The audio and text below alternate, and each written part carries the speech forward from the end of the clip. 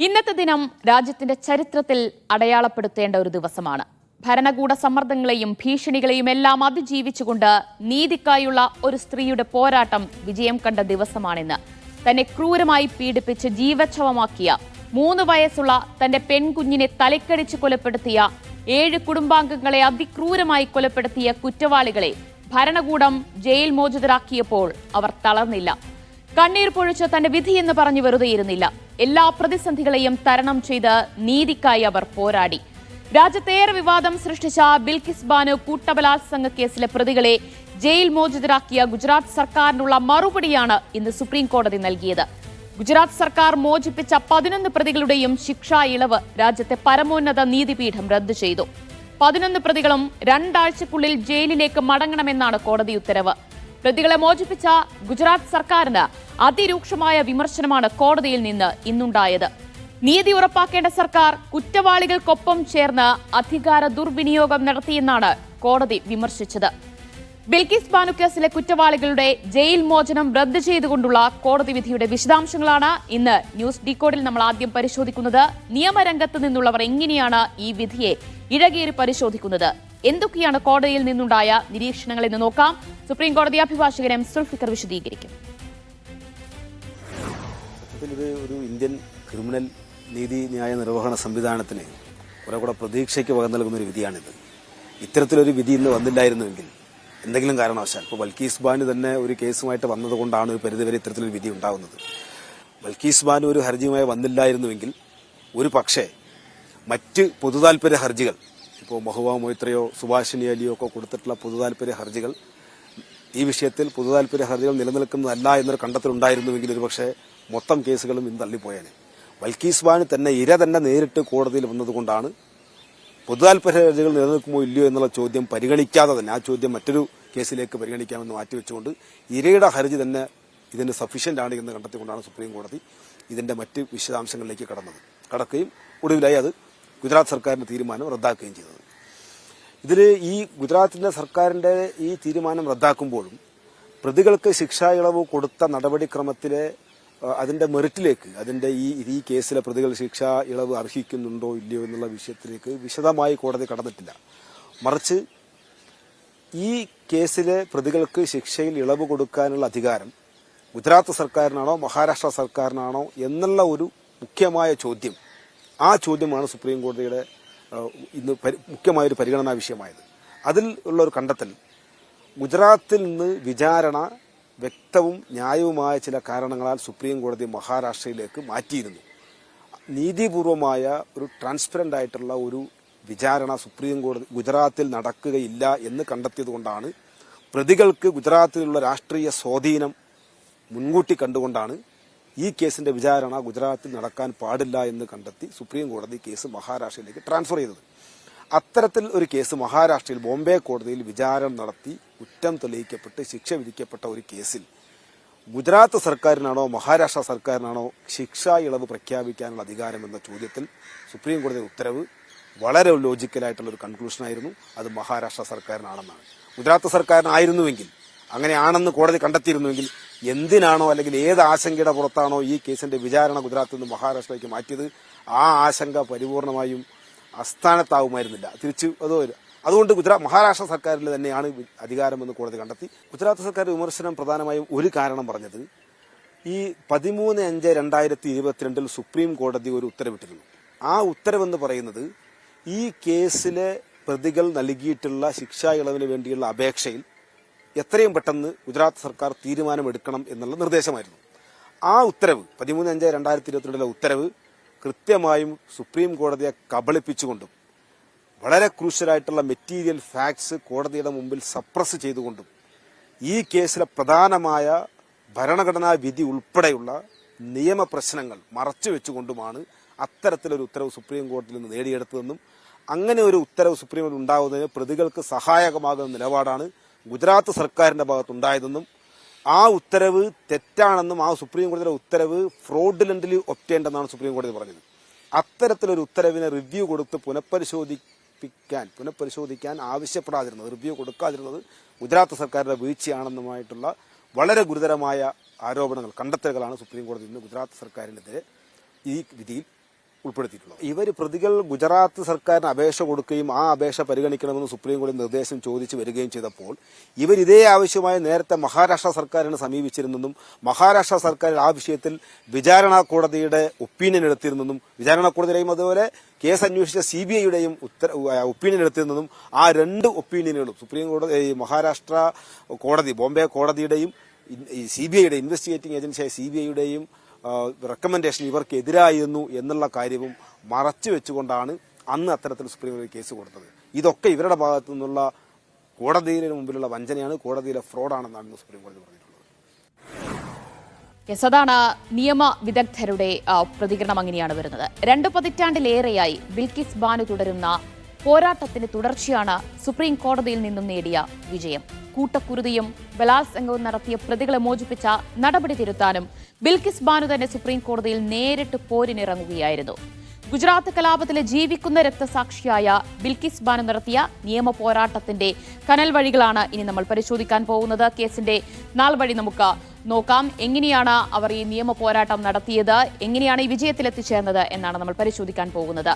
സംഭവം നടക്കുന്നത് 2002 മാർച്ച് 3-നാണ്. ബിൽക്കിസ് ബാനുവിനും കുടുംബത്തിനും നേരെ ആക്രമണം ഉണ്ടാവുകയാണ്. നമുക്കറിയാം, ഗുജറാത്ത് കലാപം ഉണ്ടായ സമയത്ത് നിരവധി മുസ്ലിം കുടുംബങ്ങൾക്ക് നേരെ വലിയ തോതിൽ ആക്രമണം ഉണ്ടാവുകയും വലിയ കൂട്ടക്കുരുതിയൊക്കെ നടക്കുന്ന സമയമായിരുന്നു അത്. അപ്പോൾ അങ്ങനെ ഒരു കലാപം പൊട്ടിപ്പുറപ്പെട്ടപ്പോൾ ആക്രമണങ്ങളിൽ നിന്ന് രക്ഷ നേടാൻ വേണ്ടിയായിരുന്നു ബിൽക്കിസ് ബാനുവും കുടുംബവും അവരുടെ സ്വന്തം ഗ്രാമത്തിൽ നിന്ന് മറ്റൊരിടത്തേക്ക് അഭയം തേടി യാത്ര ചെയ്യാനിരുന്നത്. അപ്പോൾ അങ്ങനെ അവരെ തേടിയെത്തുകയായിരുന്നു 30ഓളം വരുന്ന സംഘം. ആയുധങ്ങളും വടിവാളുമൊക്കെയായി കുടുംബങ്ങൾക്ക് നേരെ, ബിൽക്കിസ് ബാനുവിന്റെ കുടുംബത്തിന് നേരെ ആക്രമണം അഴിച്ചുവിടുകയാണ് ഉണ്ടായത്. ആ സമയത്ത് ഈ സംഭവം നടക്കുമ്പോൾ 2002-ൽ 21 വയസ്സ് പ്രായം മാത്രമേ ഉണ്ടായിരുന്നുള്ളൂ ബിൽക്കിസ് ബാനുവിന്. 5 മാസം ഗർഭിണി കൂടിയായിരുന്നു എന്നതാണ് എടുത്തു പറയേണ്ടത്. അപ്പോൾ 5 മാസം ഗർഭിണിയായിരുന്ന ബിൽക്കിസ് ബാനുവിനെയും ബിൽക്കിസ് ബാനുവിന്റെ അമ്മയെയും അതുപോലെ തന്നെ ആ സംഘത്തിലുണ്ടായിരുന്ന കുടുംബാംഗങ്ങളായ മറ്റു 3 സ്ത്രീകളെയും ഈ സംഘത്തിലുണ്ടായിരുന്നവർ അതിക്രൂരമായി പീഡിപ്പിക്കുകയാണ് ചെയ്യുന്നത്. ഇവർ ഗർഭിണിയാണ്, തന്നെ വെറുതെ വിടണം എന്ന് അല്ലറി വിളിച്ചുവെങ്കിലും അവർ അതൊന്നും പരിഗണിച്ചില്ല എന്നതാണ്. അതിക്രൂരമായി ഇവരെ കൂട്ടബലാത്സംഗം ചെയ്യുന്നു. അതിന് പിന്നാലെ തന്നെ കുടുംബത്തിലെ 7 പേരെ അവർ കൊലപ്പെടുത്തുകയും ചെയ്യുന്നുണ്ട്. ബിൽക്കിസിന്റെ 3 വയസ്സ് പ്രായമുള്ള മകളെയും അവർ നിർദാക്ഷിണ്യം കൊലപ്പെടുത്തുകയാണ് ചെയ്തത് എന്നതാണ്. ആക്രമണത്തെ അതിജീവിച്ചത്, അതായത് ഈ കുടുംബത്തിൽ ആക്രമണത്തെ അതിജീവിച്ചത് ബിൽക്കിസ് ബാനു മാത്രമായിരുന്നു. കുറച്ചുപേർ ഈ ആക്രമണം ഭയന്ന് അവിടെ നിന്ന് ഓടി രക്ഷപ്പെടുകയൊക്കെ ഉണ്ടായി. ബിൽക്കിസ് ബാനു മരിച്ചു എന്ന് ഈ സംഘം, ഈ അക്രമികൾ കരുതുകയും ആ സംഭവ സ്ഥലത്ത് തന്നെ ബിൽക്കിസ് ബാനുവിനെ ഉപേക്ഷിക്കുകയുമാണ് ഉണ്ടായത്. പക്ഷേ ബിൽക്കിസ് ബാനു മരിച്ചിരുന്നില്ല. ഈ സംഭവം ഉണ്ടായി 3 ദിവസം കഴിയുമ്പോഴാണ് ബിൽക്കിസ് ബാനുവിന് ബോധം തെളിയുന്നത്. പക്ഷേ ബോധം തെളിയുമ്പോഴേക്കും തൻ്റെ മകളില്ല, കുടുംബാംഗങ്ങളില്ല, എല്ലാവരും മരിച്ചുപോയി. താനാണെങ്കിൽ, ബിൽക്കിസ് ബാനു ആണെങ്കിൽ അതിക്രൂരമായ പീഡനത്തിന് ഇരയാവുകയും ചെയ്തു. അവർ അലമുറയിട്ട് അടുത്തുള്ള പോലീസ് സ്റ്റേഷനിലേക്ക് ഓടിച്ചെല്ലുകയാണ് ഉണ്ടായത്. തനിക്ക് നേരിടേണ്ടി വന്ന ആ ദുരന്തം, ആ ക്രൂരകൃത്യം പോലീസിന് മുൻപാകെ അവർ വിളിച്ചു പറഞ്ഞു. പക്ഷേ പോലീസ് സ്റ്റേഷനിൽ നിന്ന് വരെ അവരെ ആട്ടിപ്പായിപ്പിക്കുകയാണ് ഉണ്ടായത്. ആ രീതിയിൽ അത്രയധികം ക്രൂരത അവർക്ക് നേരിടേണ്ടി വന്നു എന്നതാണ്. അങ്ങനെ പിന്നീട് അവർ നിയമ പോരാട്ടം അവിടെ തുടരുകയാണ്.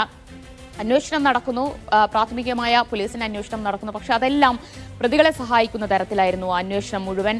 അന്വേഷണത്തിന്റെ പല ഘട്ടങ്ങളിൽ കേസന്വേഷണം വഴിതിരിച്ചുവിടാനുള്ള ശ്രമങ്ങൾ ഉണ്ടായി. പ്രതികൾക്ക് സഹായിക്കുന്ന തരത്തിലുള്ള നിലപാടുകളും നീക്കങ്ങളും പോലീസിന്റെ ഭാഗത്തു നിന്നുണ്ടായി.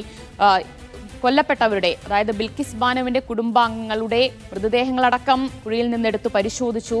ആ പോസ്റ്റ്മോർട്ടം റിപ്പോർട്ടിലടക്കം പ്രതികൾക്ക് സഹായകമാവുന്ന തരത്തിലുള്ള ക്രമക്കേടുകൾ ഈ അന്വേഷണ സംഘത്തിലുള്ളവർ വരെ നടത്തി എന്നതാണ് ആ സമയത്ത് റിപ്പോർട്ടുകളൊക്കെ പുറത്തു വന്നത്. അങ്ങനെ പിന്നീട് കേസ് കോടതിയിലെത്തുകയാണ്. സുപ്രീം കോടതി കേസ് CBIക്ക് കൈമാറുന്നത് 2003 ഡിസംബറിലാണ്. അങ്ങനെ CBI കേസ് ഏറ്റെടുക്കുന്നു. തുടരന്വേഷണം നടക്കുകയാണ്. പിന്നീട് 2004 ഓഗസ്റ്റിൽ ഗുജറാത്തിൽ നിന്നും കേസിന്റെ വിചാരണ മഹാരാഷ്ട്രയിലേക്ക് മാറ്റുകയാണ് ചെയ്തത്. അതാണ് കേസിലെ മറ്റൊരു വലിയ വഴിത്തിരിവായി എടുത്തു പറയേണ്ടത്. അങ്ങനെ അതിന് ശേഷം 2008 ജനുവരിയിൽ 13 പ്രതികൾ കുറ്റക്കാരാണ് എന്ന് മഹാരാഷ്ട്രയിലെ വിചാരണ കോടതി വിധിക്കുകയാണ്.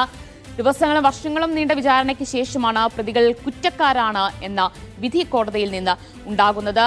ആ കുറ്റക്കാരിൽ 13 പ്രതികൾ കുറ്റക്കാരാണ് എന്ന് വിധിക്കുന്നു. അതിൽ ഒരു കുറ്റവാളി ലിംഖേഡ ഹെഡ് കോൺസ്റ്റബിൾ ആയിരുന്നു ബിൽക്കിസ് ബാനു പരാതി പറയാനായി പോലീസ് സ്റ്റേഷനിലെത്തിയപ്പോൾ അവിടെ ഉണ്ടായിരുന്ന ഹെഡ് കോൺസ്റ്റബിൾ കൂടി ഈ കേസിലെ പ്രതിയാവുകയാണ്, കുറ്റവാളിയാവുകയാണ് പിന്നീട് നമ്മൾ കണ്ടത്. അങ്ങനെ കോടതിയിൽ നിന്ന് ശിക്ഷ വിധിക്കുന്നു. 13 പ്രതികളിൽ 11 പ്രതികൾക്ക് ജീവിതകാലം മുഴുവൻ തടവ് ശിക്ഷയാണ് കോടതി വിധിച്ചത്. അങ്ങനെ പിന്നീട് അത് ബോംബെ ഹൈക്കോടതിയിലേക്ക് ഇത് അപ്പീൽ പോകുന്നു. കേസിലെ പ്രതികൾ അപ്പീൽ നൽകുകയാണ്. അങ്ങനെ 2017 മെയ് മാസം ബോംബെ ഹൈക്കോടതി 11 പ്രതികളുടെ ശിക്ഷ അത് ജീവപര്യന്തമാക്കി കുറയ്ക്കുകയാണ് ചെയ്തത്. അങ്ങനെ അവിടെ നിന്ന് നിയമപോരാട്ടം അവർ തുടരുകയാണ്. അങ്ങനെ പിന്നീട് സുപ്രീം കോടതിയിലേക്ക് കേസ് വന്നപ്പോൾ 2019 ഏപ്രിൽ ബിൽക്കിസ് ബാനുവിനും കുടുംബത്തിനും നഷ്ടപരിഹാരമായി 50 ലക്ഷം രൂപ അത് 2 ആഴ്ചക്കുള്ളിൽ നൽകണം എന്ന ഒരു കർശന നിർദ്ദേശം സുപ്രീം കോടതി ഗുജറാത്ത് സർക്കാരിന് നൽകുകയാണ് ചെയ്തത്. അതോടൊപ്പം തന്നെ ബിൽക്കിസിന് സർക്കാർ ജോലിയും വീടും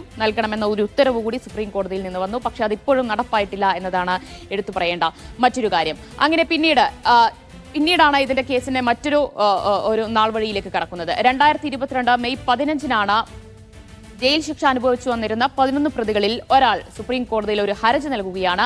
തന്റെ ജയിൽവാസം 15 വർഷം പൂർത്തിയായി കഴിഞ്ഞിരിക്കുകയാണ്. അതുകൊണ്ട് തനിക്ക് ശിക്ഷ ഇളവ് നൽകണം എന്നാവശ്യപ്പെട്ടുകൊണ്ട് പ്രതികളിൽ ഒരാൾ സുപ്രീം കോടതിയിൽ ഒരു ഹർജി നൽകുകയാണ്. അങ്ങനെ അവിടെ ഹർജി പരിഗണിച്ചുകൊണ്ട് സുപ്രീം കോടതി ഗുജറാത്ത് സർക്കാരിനോട് ഈ ഒരു ആവശ്യം പരിഗണിച്ചുകൊണ്ട് നടപടിയെടുക്കണമെന്ന് ഗുജറാത്ത് സർക്കാരിനോട് സുപ്രീം കോടതി ആവശ്യപ്പെടുന്നു. അങ്ങനെ ഇതിനുവേണ്ടി ഇക്കാര്യങ്ങൾ പരിശോധിക്കാൻ വേണ്ടി ഗുജറാത്ത് സർക്കാർ ഒരു സമിതിയെ രൂപീകരിക്കുകയാണ്. കളക്ടർ അടക്കമുള്ള കമ്മിറ്റി ഇക്കാര്യങ്ങൾ പരിശോധിക്കുന്നു. അങ്ങനെ 1992 ഒരു നയത്തിന്റെ അടിസ്ഥാനത്തിൽ 11 കുറ്റവാളികൾക്കും ശിക്ഷ ഇളവ് നൽകുകയാണ് ഈ കമ്മിറ്റി ചെയ്തത്. അങ്ങനെ അതിന് പിന്നാലെ 2022 ഓഗസ്റ്റ് 15 11 കുറ്റവാളികളും ജയിൽ മോചിതരാകുന്ന ഒരു കാഴ്ചയാണ് കണ്ടത്. അന്നേ ദിവസം, സ്വാതന്ത്ര്യദിനത്തിന്റെ അന്നേ ദിവസം, സ്ത്രീകളുടെ ഉന്നമനത്തിനും സ്ത്രീകളുടെ അവകാശങ്ങൾക്കും വേണ്ടി സ്വാതന്ത്ര്യദിന സന്ദേശത്തിൽ പ്രധാനമന്ത്രി വളരെയധികം ഊന്നൽ നൽകി സംസാരിക്കുന്ന ആ ഒരു സാഹചര്യത്തിൽ തന്നെയാണ് ഇവിടെ ഗുജറാത്ത് സർക്കാർ പ്രതികളെ ജയിൽ മോചിതരാക്കിയത് എന്നതും എടുത്തു പറയേണ്ടത് തന്നെയാണ്. അങ്ങനെ ജയിൽ മോചിതരായ കുറ്റവാളികളെ മാലയിട്ടും പൂച്ചെണ്ട് നൽകിയുമാണ് അവിടെയുള്ള അവരുടെ ബന്ധുക്കളും അതുപോലെ തന്നെ ജനങ്ങളുമൊക്കെ സ്വീകരിച്ചത്. അതിന്റെ ദൃശ്യങ്ങളൊക്കെ സോഷ്യൽ മീഡിയയിൽ അടക്കം വൈറലാവുകയും ചെയ്തിരുന്നു. അങ്ങനെ വീണ്ടും അടുത്ത ഘട്ടത്തിലുള്ള നിയമ പോരാട്ടം തുടരുകയാണ് ബിൽക്കിസ് ബാനു ചെയ്തത്. കുറ്റവാളികളെ ജയിൽ മോചിതരാക്കിയതിനെതിരെ ബിൽക്കിസ് ബാനു സുപ്രീം കോടതിയിൽ ഒരു ഹർജി നൽകുന്നു. അത് തന്റെ ഭാഗം കേട്ടിട്ടില്ല, തന്റെ വിശദീകരണം തേടിയിട്ടില്ല, പ്രതികൾ ശിക്ഷ ഇളവ് അർഹിക്കുന്നില്ല എന്ന് ചൂണ്ടിക്കാണിച്ചുകൊണ്ട് ബിൽക്കിസ് ബാനു സുപ്രീം കോടതിയിൽ ഹർജി നൽകുന്നു. അങ്ങനെ ആ ഹർജിയിൽ 11 ദിവസത്തെ വാദം കേൾക്കുകയാണ്. വാദം കേട്ടതിന് ശേഷം സുപ്രീം കോടതി കേസ് വിധി പറയാനായി മാറ്റിവെച്ചു. ആ കേസിലാണ് ഇന്നിപ്പോൾ സുപ്രീം കോടതിയിൽ നിന്ന് വളരെ മാതൃകാപരമായ ഒരു വിധിയുണ്ടായിരിക്കുന്നത്. ജയിൽ മോചനം സുപ്രീം കോടതി ഇന്ന് റദ്ദാക്കുകയും ചെയ്തിരിക്കുന്നു. അങ്ങനെ 2 ആഴ്ചക്കുള്ളിൽ ഈ കുറ്റവാളികൾ ജയിലിലേക്ക് തന്നെ മടങ്ങിയെത്തണം എന്ന കർശന നിർദ്ദേശമാണ് സുപ്രീം കോടതിയിൽ നിന്ന് വന്നിരിക്കുന്നത്. അതുപോലെ തന്നെ കുറ്റവാളികളെ ജയിൽ മോചിതരാക്കിയ ഗുജറാത്ത് സർക്കാരിന് അതിരൂക്ഷമായ വിമർശനം കൂടി ഇന്ന് സുപ്രീം കോടതിയിൽ നിന്നുണ്ടായി. ആ രീതിയിൽ ചരിത്രത്തിൽ ഇടം പിടിക്കുന്ന, അല്ലെങ്കിൽ സ്ത്രീകൾക്ക് ഈ രീതിയിൽ ദുരിതമനുഭവിക്കുന്ന, ക്രൂരത അനുഭവിക്കുന്ന സ്ത്രീകളുടെ നിയമ പോരാട്ടത്തിന് വളരെയധികം പ്രതീക്ഷയേകുന്ന, ശക്തി പകരുന്ന ഒരു വിധി തന്നെയാണ് ഇന്ന് സുപ്രീം കോടതിയിൽ നിന്ന് വന്നിരിക്കുന്നത് എന്നതാണ് പറയേണ്ടത്.